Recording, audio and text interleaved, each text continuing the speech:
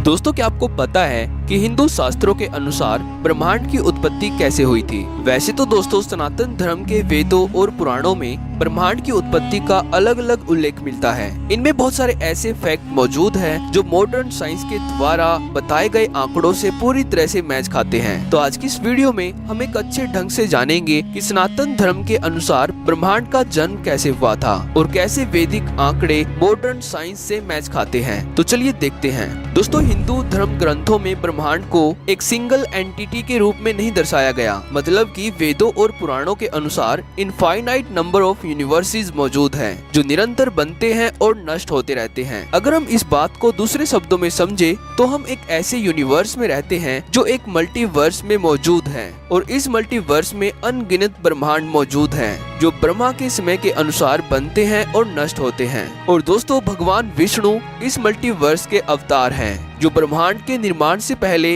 इस मल्टीवर्स के cosmic ocean में सो रहे थे। यहाँ पर भगवान श्री हरि का बिस्तर हजारों विशाल कोबरा सांपों से मिलकर बना हुआ है और यहाँ से ही 3 मूलभूत शक्तियों से ब्रह्मांड का निर्माण होता है। और ये 3 प्रकार की ऊर्जाएं ब्रह्मांड की शुरुआत करने के लिए सबसे जरूरी ऊर्जाएं हैं। यहाँ पर पहली ऊर्जा है भगवान विष्णु, जिसको वेदों में अनुरक्षक यानी मेंटेनर कहा गया है, जो ब्रह्मांड को उत्पन्न करने के लिए सबसे जरूरी ऊर्जा है। और दोस्तों, यहाँ पर दूसरी ऊर्जा है भगवान ब्रह्मा, जिसको द क्रिएटर कहा गया है, जो ब्रह्मांड को स्पेस एंड टाइम में आकार देता है। और यहाँ तीसरी ऊर्जा है भगवान शिव, जो ब्रह्मांड की दोबारा से एक नई शुरुआत करने के लिए ब्रह्मांड को नष्ट करते हैं। इसमें इनको द डिस्ट्रॉयर कहा गया है। दोस्तों, द डिस्ट्रॉयर यानी भगवान शिव की ऊर्जा को आप मॉडर्न साइंस के एक hypothetical scenario the big crunch से भी जोड़कर समझ सकते हो। मॉडर्न साइंस के अनुसार बिग क्रंच एक ऐसा हाइपोथेटिकल सिनारियो है जहां पर हमारे फैलते हुए ब्रह्मांड की गति रिवर्स हो जाती है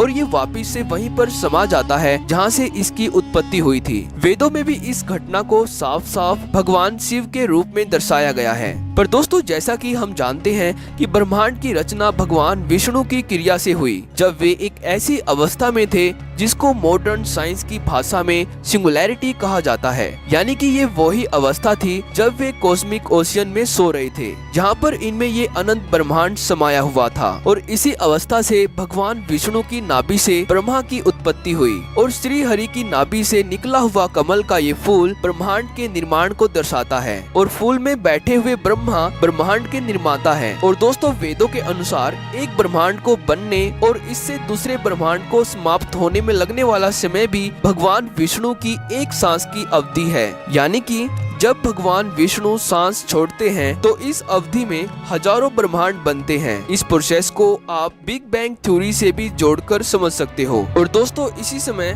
हजारों ने ब्रह्मा का जन्म होता है जो इन हजारों ब्रह्मांड को आकार देते हैं। पर जब भगवान विष्णु सांस लेते हैं तो ये सारी प्रोसेस बिग क्रंच की तरह रिवर्स हो जाती है, यानी कि ये हजारों ब्रह्मांड और इनके ब्रह्मा वापिस से भगवान विष्णु में समा जाते हैं। दोस्तों, वेदों और पुराणों में बताई गई ब्रह्मांड की इस उत्पत्ति में भगवान ब्रह्मा इसी ब्रह्मांड को रिप्रेजेंट करते हैं जिसमें हम रहते हैं, क्योंकि ब्रह्मा ही धरती पर मौजूद सभी तरह की लाइफ फॉर्म्स को क्रिएट करते हैं जो हमारे फिजिकल वर्ल्ड के लिए रिस्पॉन्सिबल है। और भगवान विष्णु इस शाश्वत मल्टीवर्स के अवतार हैं जो बिना किसी अंत और शुरुआत के इस कॉस्मिक ओशियन में अपनी सांस छोड़ते और लेते रहते हैं, जिससे ब्रह्मांड पैदा और नष्ट होते रहते हैं। पर दोस्तों, हमारा करंट यूनिवर्स ब्रह्मा के द्वारा रिप्रेजेंट किया जाता है जो परमानेंट नहीं है, यानी कि ब्रह्मा केवल 100 साल ही जीते हैं, इसीलिए ये यूनिवर्स टेम्परेरी है।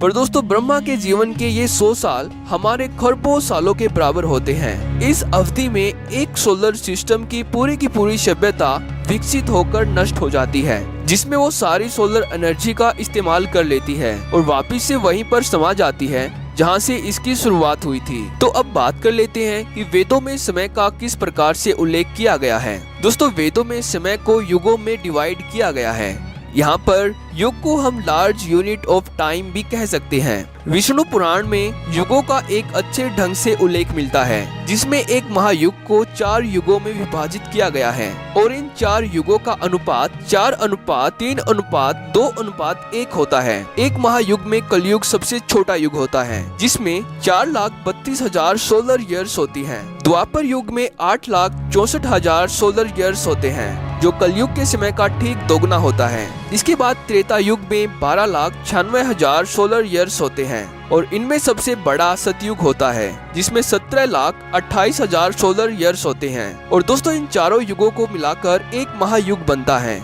जिसमें 4.32 मिलियन ईयर्स होते हैं। एक महायुग के बाद समय की दूसरी सबसे बड़ी यूनिट मनवंतर होती है। दोस्तों, आज से लगभग 252 मिलियन ईयर्स अगो एक एस्टेरॉइड की वजह से पृथ्वी पर 95% लाइफ फॉर्म्स खत्म हो चुकी थी। वेदों में इस घटना की रिकवरी करने में लगे टाइम को संधि काल कहा गया है, जो 1.728 मिलियन ईयर्स तक चलती है। इस अवधि में पृथ्वी पर दोबारा से जीवन की शुरुआत होती है। दोस्तों, वेदों और पुराणों के अनुसार ब्रह्मा के एक दिन को कल्प कहते हैं और एक कल्प 14 मनु अवतारों के बराबर होता है और एक मनु का काल मनवंतर कहलाता है और एक मनवंतर 71 चतुर्युग के बराबर होते हैं, यानी कि 71 बार 4 युगों का आना जाना। ब्रह्मा का एक कल्प समाप्त होने के बाद ब्रह्मांड का एक क्रम समाप्त हो जाता है और इसके बाद ब्रह्मा की रात आती है, फिर सुबह होती है और इसके बाद फिर एक नया कल्प शुरू होता है। इसी तरह दोस्तों,